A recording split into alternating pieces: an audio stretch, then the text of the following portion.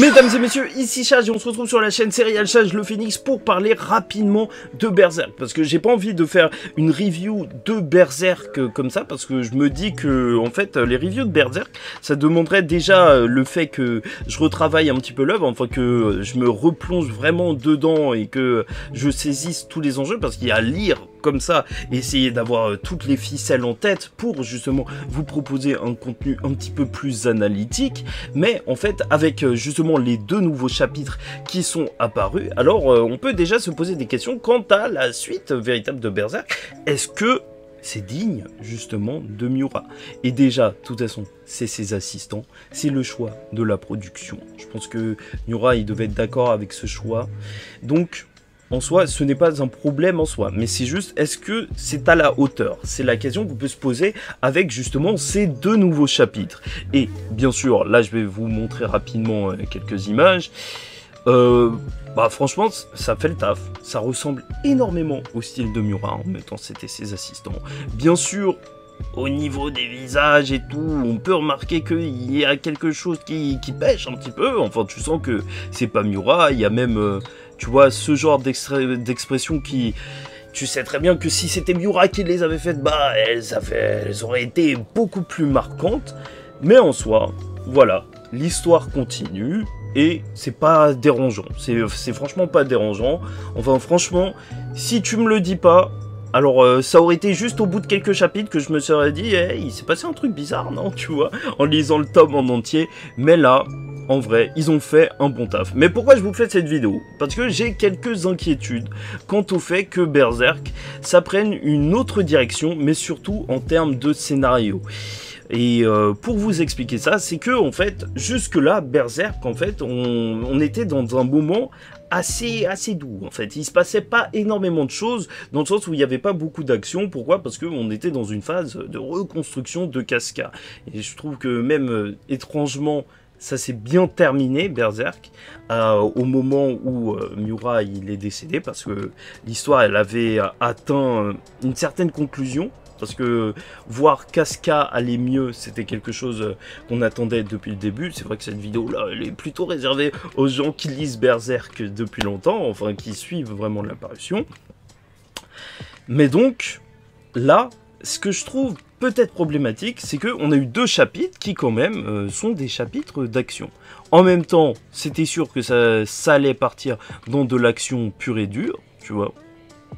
Mais ça me fait peur dans le sens où ça arrive très souvent que quand il y a des adaptations et même que des gens reprennent des histoires, en fait, qu'ils partent sur justement les idées de l'auteur, mais en fait qu'ils essayent d'en faire quelque chose qui vend plus entre guillemets.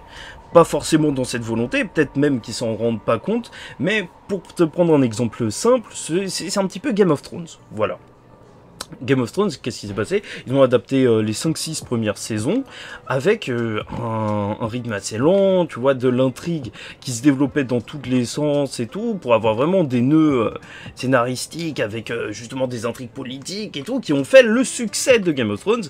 Et les dernières saisons, moi, mon principal reproche, depuis qu'ils ont arrêté d'adapter les livres, c'était justement qu'ils s'étaient éloignés de ce côté, en fait, ce qui faisait la moelle de Game of Thrones, justement, ce côté assez long où on développait toutes les intrigues pour aller un petit peu trop vite vers l'action en fait. C'est même pas en fait ce qu'ils ont choisi de faire qui était un problème pour moi, c'était juste qu'ils l'ont fait beaucoup trop vite. Et j'ai peur en réalité que Berserk ça part sur quelque chose comme ça, que le rythme en fait il soit beaucoup trop haletant dans un certain sens, même si ça peut paraître un petit peu chelou, tu vois, je te dis ouais il y aura trop d'action dans Berserk, ça a l'air chelou, mais c'est juste que en fait j'ai vraiment peur qu'ils prennent pas le temps, justement, d'installer cette action. Parce que ce qui était ouf aussi dans Berserk, c'était que, voilà, tu sentais que la tension, elle montait, sauf que, en tant que producteur, c'est vrai, je vais pas te mentir, même éditeur et tout, c'est vrai que tu peux te dire...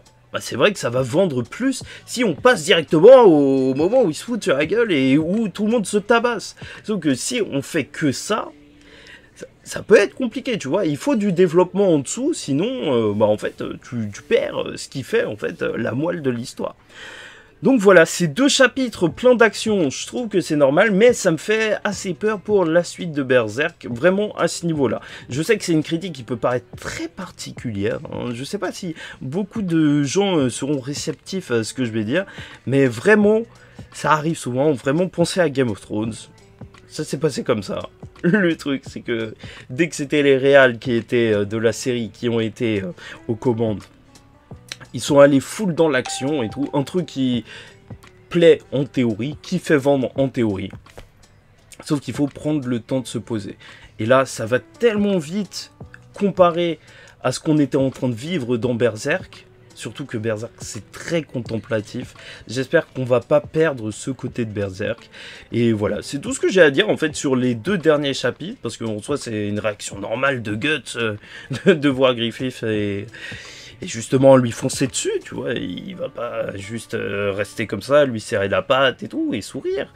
Mais ça fait peur, ça fait peur. Est-ce que ça aurait pris plus de temps? Je ne sais pas, je ne sais pas. N'hésitez pas à me dire ce que vous en pensez en commentaire. Ça se trouve que je suis un vieux plein de peur, un sale boomer et tout. Climato-sceptique, pourquoi pas? Allez, allez, on y va, on lance des trucs bizarres sur Chage. Mais bon, voilà. Likez ou dislikez la vidéo si ça ne vous a pas plu. Hein. Si cette réflexion, qui n'est pas une review en soi, vous a intéressé ou non, commentez, donnez-moi votre avis en commentaire. Et abonnez-vous si vous n'êtes pas abonné. En attendant la suite, je vous dis ciao tout le monde, faites très attention à vous. Et surtout, paix sur vous.